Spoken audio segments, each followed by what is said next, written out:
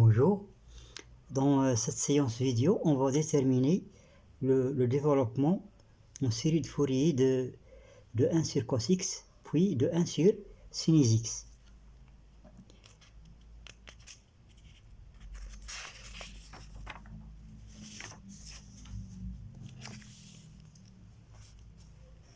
Voilà, développement.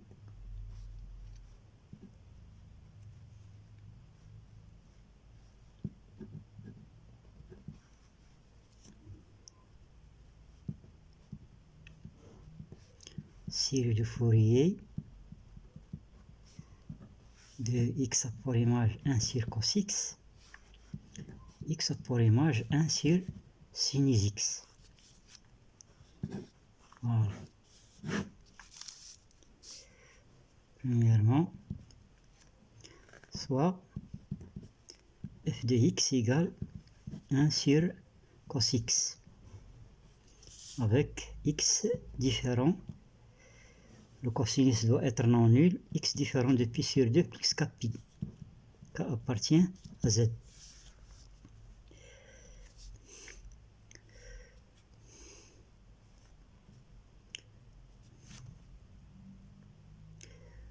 Voilà.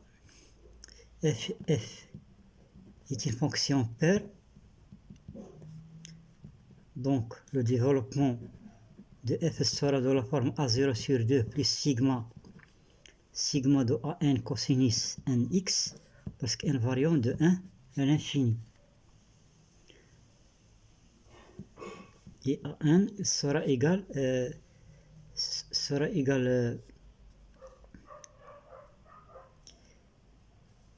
2 sur t intégrale sur la période de f de x cosinus nx dx.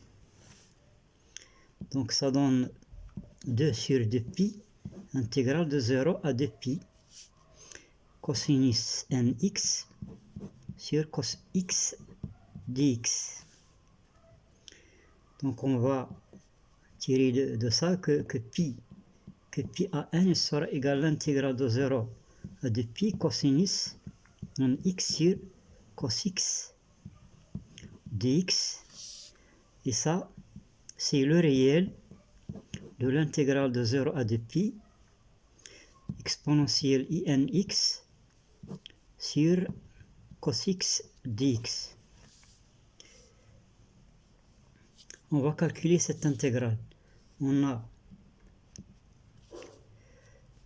l'intégrale de 0 à 2pi exponentielle inx sur cos x dx. On va faire le changement exponentiel x égale z. Donc l'intégrale devient l'intégrale sur le cercle unité, module de z égale 1. Exponentielle inx c'est zn. Cos x c'est z plus z moins 1 et z moins 1 sur 2 dx. Dx c'est dz sur iz. dz sur iz. Voilà, donc ça donne l'intégrale sur le module de z égale 1.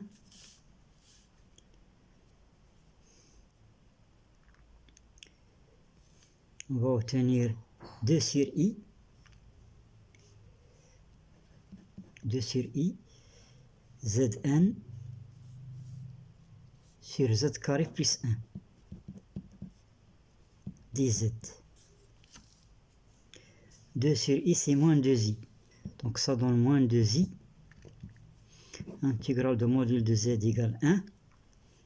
Zn sur z carré plus 1 dz. Et on considère soit la fonction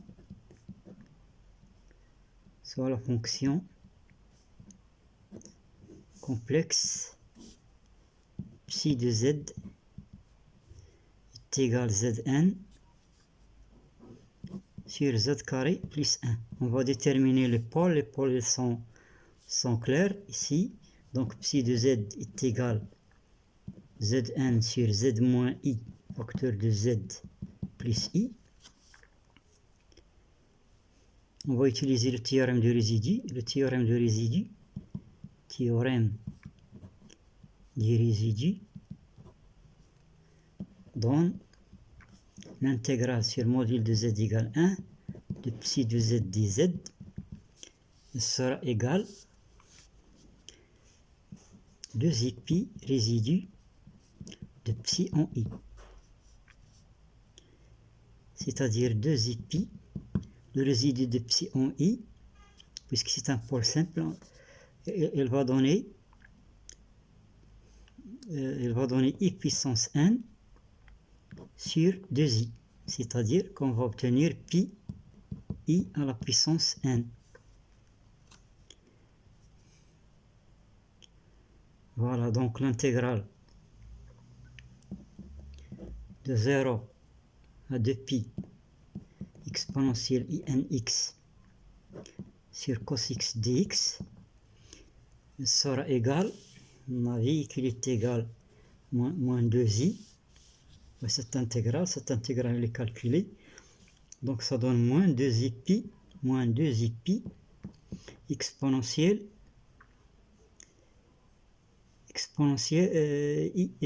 moins 2i pi i puissance n, voilà.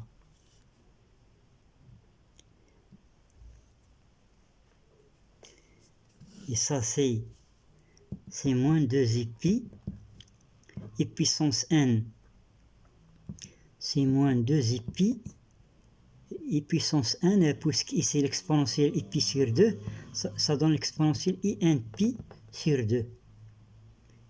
Et ça donne cosinus n pi sur 2 plus i sinus n pi sur 2. Voilà.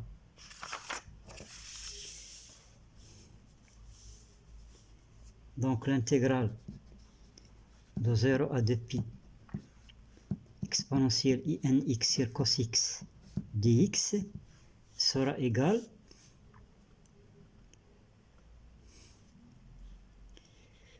voilà moins 2i pi, on va développer ça, c'est moins 2i pi cosinus n pi sur 2 plus 2pi moins i qui multiplie ici 1 plus 2pi sinus 1 pi sur 2. Et on va prendre le réel.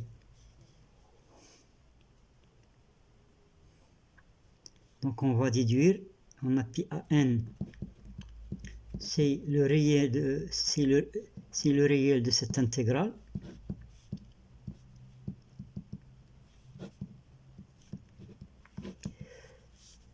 Le réel c'est 2pi sinus 1 pi sur 2. Voilà, on va simplifier avec pi. Donc on va obtenir an est égal 2 sinus n pi sur 2. Voilà. On va maintenant calculer A0. Calcul de A0. On a pi A0. On revient à cette formule-là. Pi à n est égal à l'intégrale de 0 à 2pi cosinus nx sur cos x dx. Donc on remplace n par 0. Donc on va obtenir pi à 0 est égal à l'intégrale de 0 à 2pi. Cos 0 c'est 1. Donc 1 sur cos x dx. On divise l'intervalle, donc c'est l'intégrale de 0 à pi dx sur cos x plus l'intégrale de pi à 2pi dx sur cos x. Et l'intégrale de pi à 2pi dx sur cos x, on fait le changement x égale pi plus u. Donc on va obtenir l'intégrale de pi de 0 de 0 à pi, dxi du, cos x c'est moins cos u. Donc on va obtenir pi à 0 est égal à l'intégrale de 0 à pi dx sur cos x moins l'intégrale de 0 à pi. On peut changer u par x, donc on va obtenir dx sur cos x. Ça veut dire que cette différence-là, elle va donner 0. Donc on va obtenir que a0 égale 0. On a an, on a montré que an est égal 2 sinus de npi sur 2. Donc a de 2n sera égal 2 sinus npi, ça donne 0. Et a de 2n plus 1 sera égal 2 fois sinus de 2n plus 1 pi sur 2. Et ça donne 2 sinus npi plus pi sur 2. Ça donne 2 fois le cosinus de npi. Le cosinus de npi, c'est moins 1 puissance n. Voilà. Donc on revient donc on va déduire que 1 sur cos x, à 0 c'est 0, donc il va donner, on a dit que c'est sigma de an cosinus nx lorsque invariant de 1 à l'infini, mais a de 2n il est nul, donc elle va donner sigma lorsque invariant de 0 à l'infini, a de 2n plus 1. A de 2n plus 1, c'est-à-dire 2 fois moins 1 puissance n cosinus de 2n plus 1 x. Voilà. C'est-à-dire qu'on va obtenir 1 sur cos x sera égal 2 fois sigma lorsque invariant de 0 à l'infini de moins 1 puissance n cosinus de 2n plus 1 x. Voilà. C'est le développement de 1 sur cos x. On va avoir une autre méthode.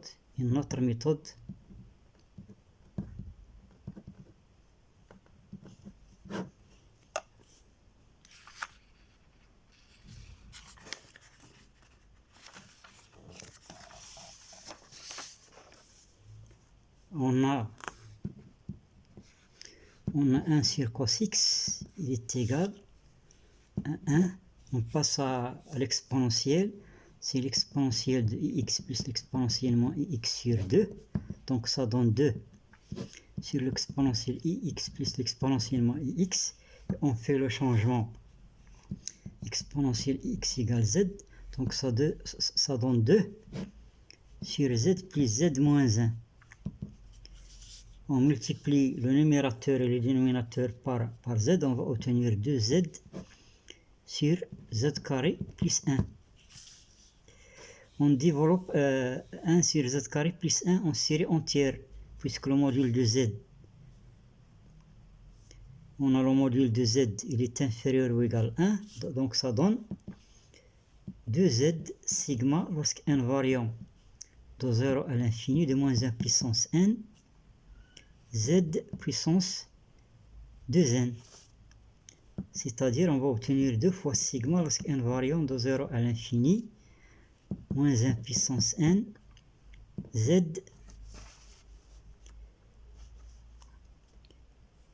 à la puissance 2n plus 1. Mais ça donne 2 fois sigma lorsque invariant de 0 à l'infini, moins 1 puissance n. On remplace z, c'est l'exponentielle de x, c'est l'exponentielle de i, 2n plus 1x. Et ça donne 2 fois sigma lorsque invariant de 0 à l'infini, moins 1 puissance n, cosinus de 2n plus 1x plus i, sinus de 2n plus 1x. mais on sait que 1 sur cos x, c'est une fonction réelle. Il est à valeur réelle. On a 1 sur cos x appartient à R. Donc, nécessairement, on va obtenir 1 sur cos x, il sera égal à la partie réelle de cette somme. Donc, il sera égal 2 fois sigma lorsque n variant de 0 à l'infini moins 1 puissance n cosinus de 2n plus 1 x. Et l'autre somme, bien sûr, elle doit être nulle. Et 2 fois sigma lorsque n variant de 0 à l'infini moins 1 puissance n sinus de 2n plus 1x, elle doit être égale à 0. Voilà, donc on a obtenu le développement de 1 sur cos x. Voilà. On passe maintenant la fonction 1 sur sinus x. Deuxièmement, soit g de x est égal à 1 sur sinus x.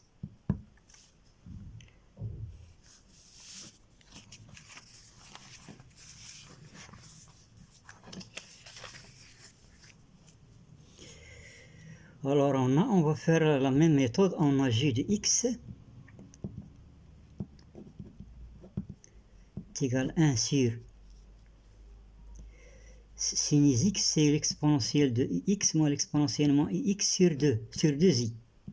Donc ça donne 2i sur l'exponentielle x moins l'exponentielle moins ix. Et on fait le changement exponentiel x égale z. Donc on va obtenir 2i sur z moins 1. Ça donne 2i z sur z carré moins 1. Et on peut écrire ça, c'est moins 2iz sur 1 moins z carré. C'est-à-dire moins 2iz. On développe ça en série entière. Sigma de ça, c'est sigma de z carré puissance n lorsque n variant de 0 à l'infini.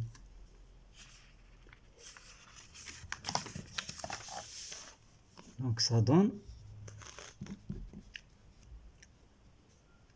donc 1 sur sinus x, il sera égal moins 2iz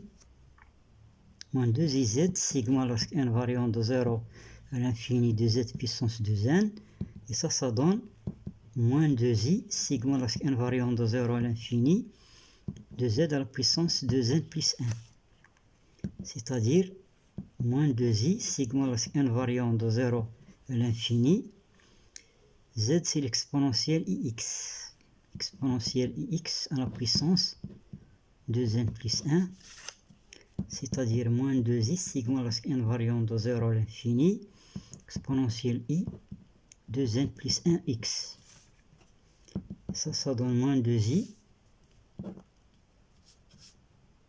cosinus 2n plus 1x plus i sinus 2n plus 1x. Voilà, ça donne moins 2i. J'ai oublié la somme. Sigma. Moins 2i. Sigma lorsque n variant de 0 à l'infini. Cosinus de 2n plus 1x. Moins 2i qui multiplie i. C'est 2. Plus 2 fois sigma lorsque n variant de 0 à l'infini. Sinus de 2n plus 1x. On a 1 sur sinus x appartient à R, c'est une fonction à valeur réelle. Donc nécessairement, elle sera égale à la partie réelle. Donc 1 sur sinus x, elle sera égale 2 fois sigma lorsqu'un variant de 0 à l'infini de sinus de 2n plus 1 x. Voilà.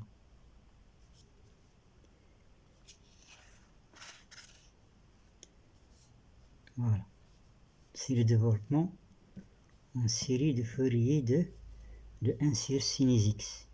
Ici, bien sûr, x doit être différent de k pi. K appartient à z.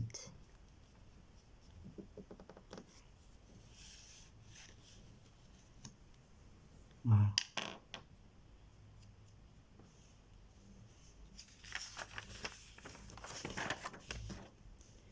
Ma vidéo est terminée. Merci de votre suivi.